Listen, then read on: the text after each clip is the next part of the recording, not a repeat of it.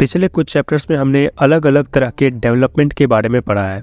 तो हमने अब तक जो भी इकोनॉमिक डेवलपमेंट अचीव किया है वो इन्वायरमेंट के कॉस्ट पे किया है। फॉर एग्जाम्पल, इंडस्ट्रीज ग्रो हुई तो एयर पोल्यूशन और वाटर पोल्यूशन भी बढ़ा। एग्रीकल्चर के लिए लैंड चाहिए तो जंगलों को काटा गया। तो ये सब अनसस्टेनेबल डेवलपमेंट है, मतलब इन्वायरमेंट को नुकसान पहुंचा के हम लंबे समय तक डेवलपमेंट नहीं कर पाएंगे। तो इसीलिए इस चैप्टर में हम इन्वायरमेंट और सस्टेनेबल डेवलपमेंट के बारे में पढ़ेंगे। अगर आपको पिछले चैप्टर्स के वीडियोस देखने हैं तो आप डिस्क्रिप्शन में दी गई लिंक से देख सकते हैं।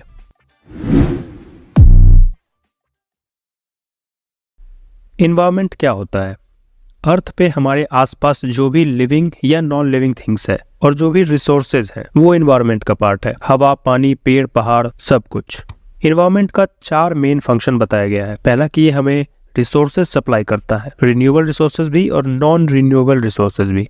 रिन्यूएबल रिसोर्सेज मतलब वैसे रिसोर्स जिसका सप्लाई कभी खत्म नहीं होगा, क्योंकि ये आसानी से रिन्यू हो जाता है, जैसे सनलाइट, वाटर या ट्रीज। और नॉन रिन्यूएबल रिसोर्सेज मतलब वैसा रिसोर्स जो लिमिटेड है और जल्दी ही खत्म हो जाएगा। इनका रिन्यूअल बहुत स्लो प्रोसेस होता है, जिसमें मिलियंस ऑफ ईयर्स लगते हैं। इसका एग्जांपल जैसे कोल या पेट्रोलियम। दूसरा फंक्शन है टू एसिमिलेट्स वेस्ट, यानी इन्वायरमेंट वेस्ट को एक लेवल तक एब्जॉर्ब कर लेता है। जैसे वेस्ट मटेरियल को डिकम्पोज किया जा सकता है। फॉरेस्ट को नेचुरल कार्बन सिंक कहा जाता है, क्योंकि ये फोटोसिंथेसिस के दौरान एटमॉस्फेयर से कार्बन डाइऑक्साइड, जो कि एक ग्रीन हाउस गैस है, उसको एब्जॉर्ब कर लेता है। तीसरा फंक्शन है ये लाइफ को सपोर्ट करता है, यानी यहाँ लाइफ पॉसिबल है। और चौथा फंक्शन है ये एस्थेटिक सर्विस भी देता है, जैसे ब्यूटीफुल व्यूज या सीनरी। इन्वायरमेंट अपना ये चारों फंक्शन बिना किसी दिक्कत के कर सकता है तब तक जब तक हमारे डिमांड्स इसके कैरिंग कैपेसिटी में हो, मतलब हम रिसोर्सेज को लिमिट में एक्सट्रैक्ट करें और उसे रीजनरेट होने का टाइम मिले। वेस्ट हम उतना ही प्रोड्यूस करें जितना इन्वायरमेंट इजीली एब्जॉर्ब कर सकता है। लेकिन जब ऐसा नहीं होता है तो इन्वायरमेंट अपना तीसरा और सबसे इम्पोर्टेंट फंक्शन सही से नहीं कर पाता है, जो कि है लाइफ सस्टेनेंस। और यहीं से इन्वायरमेंट से रिलेटेड सारे प्रॉब्लम्स शुरू होते हैं। पॉल्यूशन बहुत तेजी से बढ़ रहा है और उतनी ही तेजी से रिसोर्सेज कंजम्पशन भी बढ़ रहा है। बहुत ऐसे रिसोर्सेज हैं जो खत्म हो चुके हैं या बहुत जल्द खत्म होने वाले हैं, जैसे क्रूड ऑयल। वेस्ट इतना ज़्यादा जनरेट हो रहा है कि वो इन्वायरमेंट के एब्जॉर्ब करने की कैपेसिटी से बहुत ज़्यादा है। अब क्योंकि नेचुरल रिसोर्सेज खत्म हो रहे हैं तो हमें टेक्नोलॉजी और रिसर्च पे बहुत पैसा खर्च करना पड़ता है ताकि नए रिसोर्सेज को खोजा जाए या बनाया जाए। एयर और वाटर पोल्यूशन की वजह से रेस्पिरेटरी और वाटर बॉर्न डिजीज के केसेस भी बढ़ रहे हैं, जिससे हेल्थ केयर पे भी बहुत पैसा खर्च होता है। इसके अलावा ग्लोबल वार्मिंग, ओजोन डिप्लेशन, इन सब को कम करने के लिए भी गवर्नमेंट को खर्च करना होता है। तो पॉइंट ये है कि पुअर इन्वायरमेंट का अपॉर्चुनिटी कॉस्ट भी बहुत ज़्यादा है, मतलब इसकी वजह से हमें भारी कीमत चुकानी पड़ती है। एक बार ग्लोबल वार्मिंग और ओजोन डिप्लेशन को ब्रीफ में समझ लेते हैं। ग्लोबल वार्मिंग का सिंपल मतलब है अर्थ के लोअर एटमॉस्फेयर के एवरेज टेम्परेचर का लगातार इंक्रीज होना। ये होता है एटमॉस्फेयर में ग्रीन हाउस गैस के बढ़ने से। ग्रीन हाउस गैस वैसे गैस को कहते हैं जो सनलाइट के हीट को अर्थ के पास एटमॉस्फेयर में ट्रैप कर लेता है। ये एक ब्लैंकेट की तरह है जो अर्थ को वार्म रखता है और इसी वजह से यहाँ लाइफ पॉसिबल है।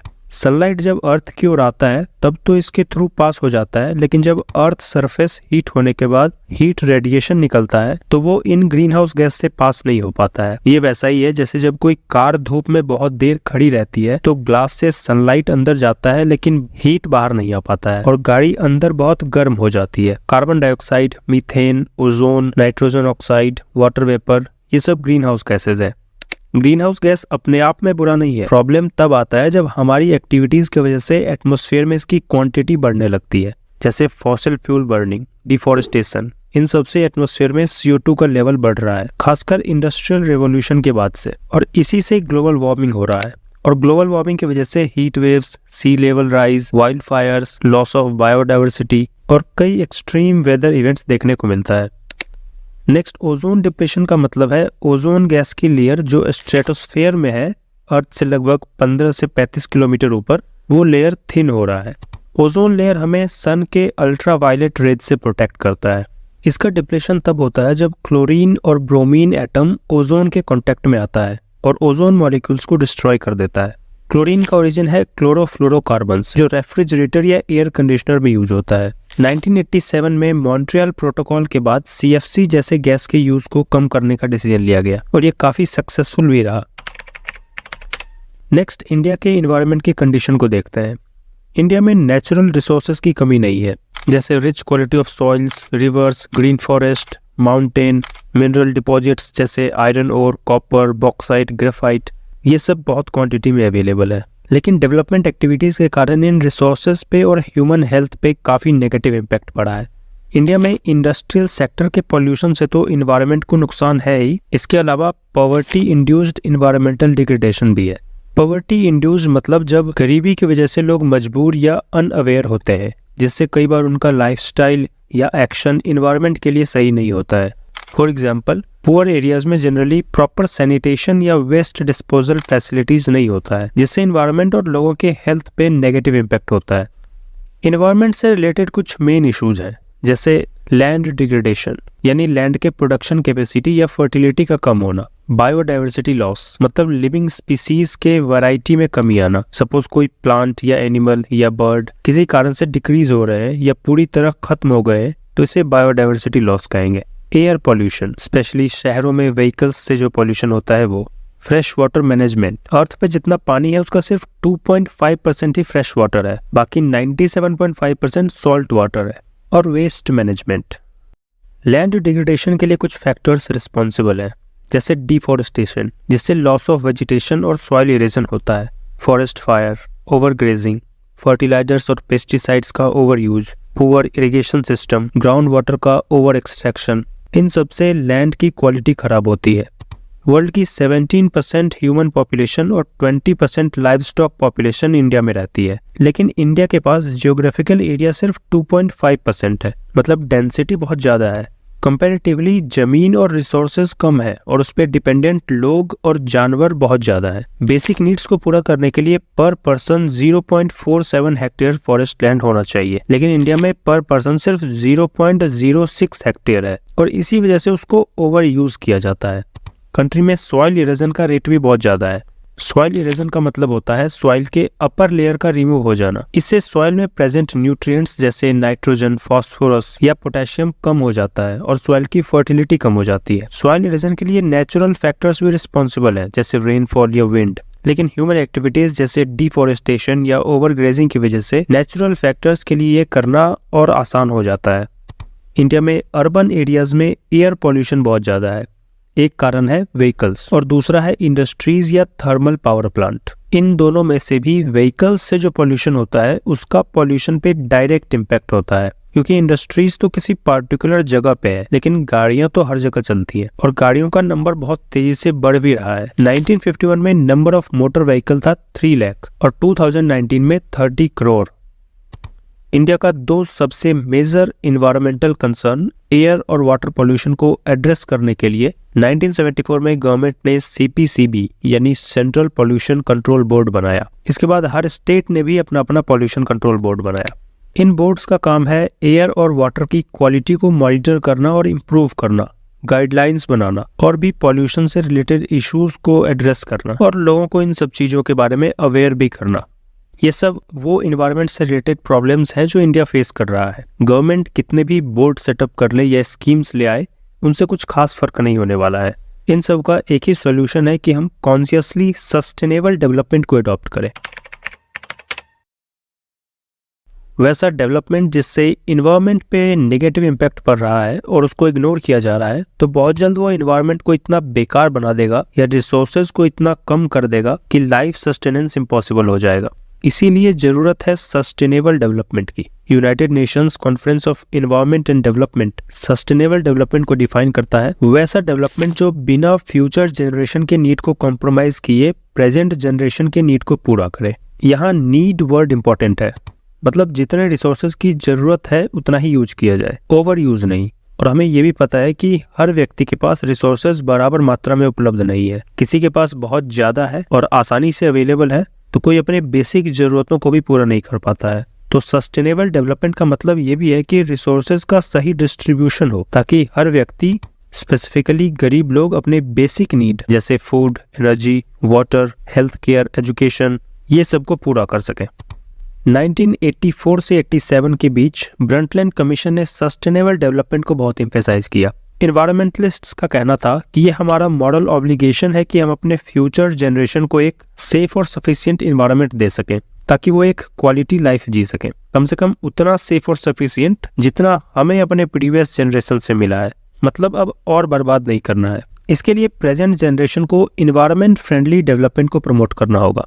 इन्वायरमेंट इकोलॉजिस्ट हरमन डेली के अकॉर्डिंग सस्टेनेबल डेवलपमेंट अचीव करने के लिए हमें कुछ चीज़ों पे ध्यान देना होगा, जैसे ह्यूमन पॉपुलेशन को कंट्रोल करना होगा ताकि वो इन्वायरमेंट के कैरिंग कैपेसिटी से बाहर ना जाए। दूसरा कि टेक्नोलॉजिकल प्रोग्रेस इनपुट एफिशिएंट होना चाहिए, न कि इनपुट कंज्यूमिंग, मतलब उसमें रिसोर्स कम यूज हो और आउटपुट ज़्यादा हो। रीन्यूएबल रिसोर्सेज को सस्टेनेबल तरीके से एक्सट्रैक्ट करना होगा, मतलब जिस रेट से हम उसको यूज कर रहे हैं वो उसके रिन्यू होने के रेट से ज़्यादा नहीं होना चाहिए। अगर नॉन रिन्यूएबल रिसोर्सेज है तो जिस रेट से वो खत्म हो रहा है उससे फास्ट हमें उसका सब्स्टिट्यूट ढूंढना होगा। और आखिरी की पॉल्यूशन को कम करना होगा और उससे रिलेटेड इश्यूज को ठीक करना होगा। सस्टेनेबल डेवलपमेंट के लिए क्या क्या स्ट्रेटजी हो सकता है, कुछ स्ट्रेटजीज को डिस्कस करते हैं। पहला है use of non conventional sources of energy, मतलब वैसा सोर्स ऑफ एनर्जी जो रिन्यूएबल हो और पॉल्यूशन फ्री हो। जैसे अभी इंडिया अपने पावर नीड को पूरा करने के लिए थर्मल और हाइड्रो पावर प्लांट पे डिपेंडेंट है, लेकिन थर्मल पावर प्लांट से कार्बन डाइऑक्साइड बहुत ज्यादा निकलता है जो कि एक ग्रीन हाउस गैस है और इन्वायरमेंट के लिए हार्मफुल है। हाइड्रो पावर प्लांट के लिए जनरली रिवर पे डैम बनाया जाता है ताकि रिजर्वायर बनाया जाए और वाटर के फ्लो को कंट्रोल किया जाए। अब इससे रिवर का नेचुरल फ्लो डिस्टर्ब होता है जो कि एक्वेटिक एनिमल्स के लिए ठीक नहीं है। तो इसका ऑल्टरनेटिव हो सकता है विंड और सोलर पावर प्लांट जो कि इन्वायरमेंट फ्रेंडली है। दूसरा है रूरल एरियाज में एलपीजी और गोबर गैस का यूज। जनरली गांव में लकड़ियों पे खाना बनता है, इससे भी इन्वायरमेंट को नुकसान है। पहला तो कि लकड़ी कहाँ से आएगा, इसके लिए पेड़ काटना होगा, मतलब डिफॉरेस्टेशन। दूसरा कि इससे एयर पॉल्यूशन भी होता है, तो इसके जगह लोगों को कम रेट पे एलपीजी सिलेंडर दिया जाता है या गोबर गैस प्लांट सेटअप करने के लिए इजी लोन प्रोवाइड किया जाता है। गोबर गैस प्लांट में गोबर को डाला जाता है, इससे बायो गैस प्रोड्यूस होता है जिसे फ्यूल की तरह यूज किया जाता है। जो रिमेनिंग मटेरियल होता है वो काफी अच्छा ऑर्गेनिक फर्टिलाइजर का काम करता है। तीसरा स्ट्रेटजी अर्बन एरियाज में पेट्रोल और डीजल की जगह सीएनजी यानी कंप्रेस्ड नेचुरल गैस का यूज किया जाता है। इससे भी एयर पोल्यूशन को कम किया जा सकता है। वैसे एरियाज जहां विंड स्पीड यूजुअली हाई होता है वहां विंड मिल से इलेक्ट्रिसिटी प्रोड्यूस किया जा सकता है। इनिशियल कॉस्ट थोड़ा ज्यादा होता है, लेकिन अगर बेनिफिट को देखें तो लॉन्ग रन में ये कॉस्ट एब्जॉर्ब हो जाता है। फोटोवोल्टेइक सेल की मदद से सोलर एनर्जी यानी सनलाइट को इलेक्ट्रिसिटी में कन्वर्ट किया जा सकता है। एक तो ये पॉल्यूशन फ्री है और दूसरा कि वैसे एरियाज जहां पावर लाइंस के थ्रू इलेक्ट्रिसिटी पहुंचाना मुश्किल है या बहुत कॉस्टली पड़ता है वहां इस टेक्नोलॉजी को यूज किया जा सकता है। एक और स्ट्रेटजी है mini hydel plants. Mountain region जहां रिवर का फ्लो हमेशा बना रहता है वहां इसे लगाया जा सकता है। यह रिवर के नेचुरल फ्लो को यूज करके छोटे टरबाइन को मूव कराता है जिससे इलेक्ट्रिसिटी प्रोड्यूस किया जा सकता है। ये लोकल इलेक्ट्रिसिटी नीड को पूरा करने के लिए काफी होता है। इसके बाद पहले के लोग बहुत इन्वायरमेंट फ्रेंडली होते थे, तो ट्रेडिशनल नॉलेज और प्रैक्टिस को भी यूज किया जा सकता है। फॉर एग्जांपल इंडिया में लगभग 15,000 मेडिकल प्लांट्स के स्पीसीज पाए जाते हैं, तो वेस्टर्न हेल्थ केयर सिस्टम की जगह हम ट्रेडिशनल सिस्टम जैसे आयुर्वेद को प्रमोट कर सकते हैं जो इन्वायरमेंट फ्रेंडली भी है और बड़े से बड़े हेल्थ प्रॉब्लम्स पे इफेक्टिव भी होता है। केमिकल फर्टिलाइजर्स जो कि इन्वायरमेंट के लिए सही नहीं है, उसकी जगह बायो कंपोस्टिंग को यूज करना भी एक इन्वायरमेंट फ्रेंडली स्टेप है। बायो कंपोस्टिंग एक नेचुरल प्रोसेस है जिसमें माइक्रो ऑर्गेनिज्म जैसे बैक्टीरिया, फंगी और वर्म्स ऑर्गेनिक वेस्ट को डिकम्पोज करते हैं और उसका जो बाय प्रोडक्ट होता है जिसे कंपोस्ट कहते हैं वो न्यूट्रिएंट्स से भरा होता है और ऑर्गेनिक फर्टिलाइजर का काम करता है। तो इससे वेस्ट रिसाइकलिंग भी हो गया और फर्टिलाइजर भी मिल गया।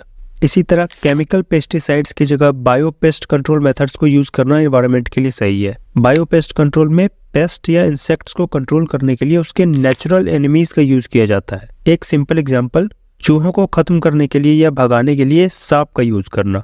पेस्ट कंट्रोल करने के और भी मेथड्स हैं, जैसे प्लांट बेस्ड पेस्टिसाइड्स का यूज किया जाता है, मिक्स्ड क्रॉपिंग यानी एक ही जमीन पे एक ही साथ दो अलग अलग फसल लगाना। इससे ये होता है कि पेस्ट्स को फैलने के लिए सूटेबल कंडीशन नहीं मिलता है।